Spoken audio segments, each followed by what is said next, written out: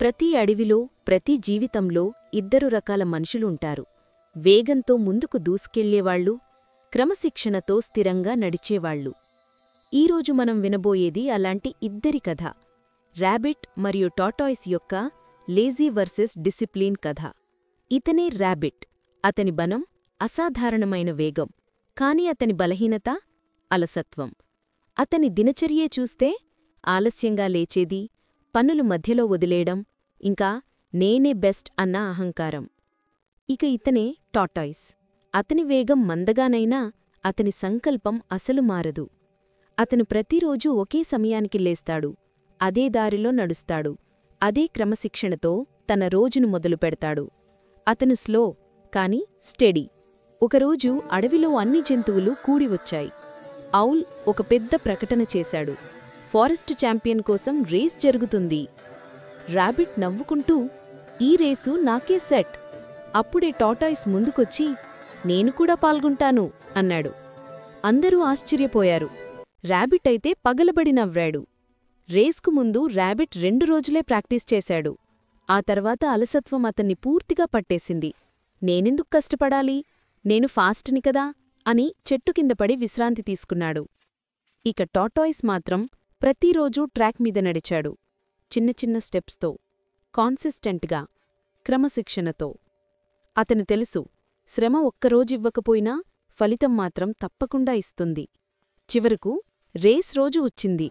Rabbit starting line వద్ద చాలా రిలాక్స్డ్గా ఉన్నాడు. టార్టాయిస్ మాత్రం ఫోకస్తో శాంతంగా నిలబడ్డాడు. ఔల్ కౌంట్డౌన్ ఇచ్చాడు. Ready, set, go! ర్యాబిట్ మెరుపు వేగంతో దూసుకుపోయాడు. టార్టాయిస్ నెమ్మదిగా, కాని ప్రతిసారి పెట్టినట్లే స్థిరంగా ముందుకు సాగాడు. కొంతసేపటి తర్వాత ర్యాబిట్ వెనక్కి చూసి, టార్టాయిస్ చాలా వెనుక ఉందని చూసి పొగరుగా నవ్వాడు. అతను వస్తే వరకు నేనొక 5 నిమిషాలు నిద్రపోతాను అన్నాడు. కాని ఆ 5 నిమిషాలు గంటలయ్యాయి.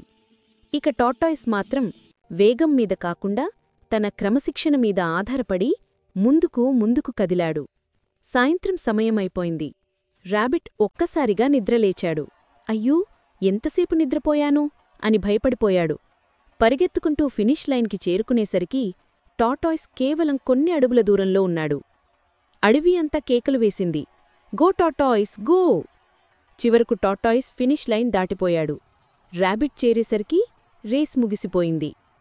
ర్యాబిట్ ఓడిపోయాడు, కాని అతని అహంకారం కూడా కలిసి ఓడిపోయింది. టార్టాయిస్ దగ్గరకొచ్చి, నేను ఓడిపోయింది నా వేగం వల్ల కాదు, నా అలసత్వం వల్ల అన్నాడు. టార్టాయిస్ చిరునవ్వుతో, వేగమున్నంత మాత్రాన గెలవలేవు ర్యాబిట్, ఎండ్ వరకూ సాగించే క్రమశిక్షణ ఉంటేనే గెలుస్తారు అన్నాడు.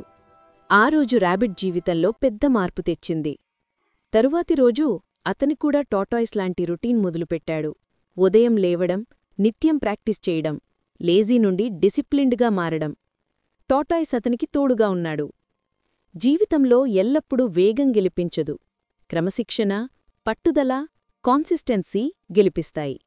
అలసత్వం మన అవకాశాలను దొంగిలిస్తుంది, క్రమశిక్షణ మన విజయాన్ని నిర్మిస్తుంది. ఈరోజు ర్యాబిట్ మరియు టార్టాయిస్ మనకు చూపించింది ఒకే విషయం: consistency is the true winner. నీతి: ఆలస్యంగా ఉన్న ప్రతిభ కంటే క్రమశిక్షణతో ఉన్న సాధారణతే విజయాన్ని సాధిస్తుంది. ఎంత టాలెంటున్నా క్రమశిక్షణ లేకపోతే అది వృధా.